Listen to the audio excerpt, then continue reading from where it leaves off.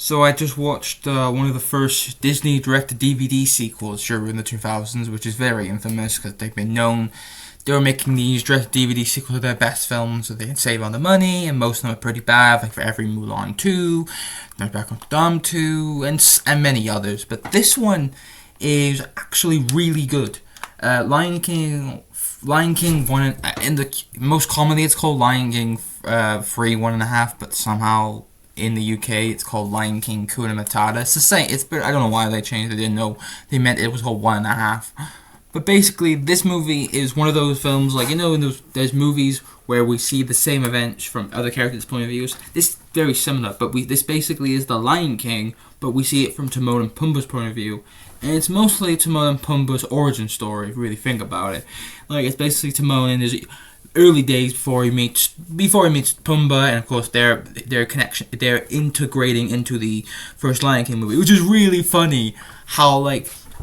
How they tie that in, which is really good when they put the scenes together, and you're watching the same as the original film, but from their point of view, and also it also has them watching the way it's structured is very meta, it's like something out of it's very meta, the main Pumbaa and Timon watching the movie in the big screen as I am, and they're making fun, they're pretending they got the remote. And then there's one scene where Pumbaa actually sits on the remote, and an ad for an advertisement, those fashion PSAs show up. I'm like, oh, this is kind of fun, as well. And they actually did get most of the cast back from the original movies too. They actually bring back they actually bring back most of the actual the original actors. Not all of them could have come back, but they got some replacements, and they did a pretty decent job. But it's nice to see the same of this seeing Lion King 1, but from these two characters' point of views as well. And the new music's pretty good too.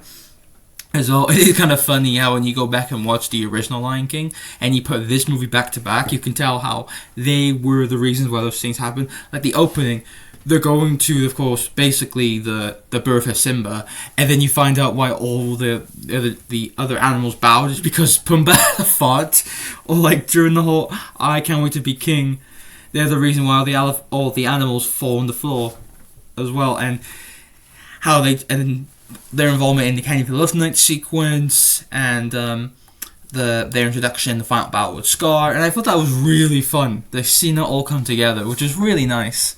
I gotta say, this is definitely one of their better DVD sequels, because most of them, and I have seen some of them, many of them over the years, they're not very good. I guarantee they might be worse than I'm not saying they're probably worse than the live action remakes, but they're not good from the time, especially when you go back to Return of Jafar or something like that. And also, the ending is weird. The movie's over as they are and as I am, and then Pumbaa's like, I want to watch it again. So okay, and then out of nowhere, other Disney characters at the time comes in. There's Stitch, Peter Pan, the Lost Boys are there, and Snow White shows up. And then Mickey, and I'm like, oh, why are all the other Disney characters showing up? I mean, I get it because I love the meta aspect of that ending. I really thought that was very funny, and I gotta say, this one's very good. It's pretty nice. Forget there's outside of the original movie and of course the awful 2019 remake, there's other Lion King movies as well. There's this one, and you also got Lion King 2, which was basically Romeo and Juliet with lions, and you also got a TV show. But overall, this is actually definitely one of the better direct. I would kind of call this kind of a prequel. A prequel meets origin story meets interquel, or it's a meta prequel interquel. Basically, that's what it kind of is. It's a meta movie. They're taking the joke out of Lion King in general. It's a prequel movie, year one story, and it's also it's almost like a point of view as a movie. Because we're basically seeing the event when Timon and Pumbaa come together. We're basically seeing Lion King 1, but from their point of view and how they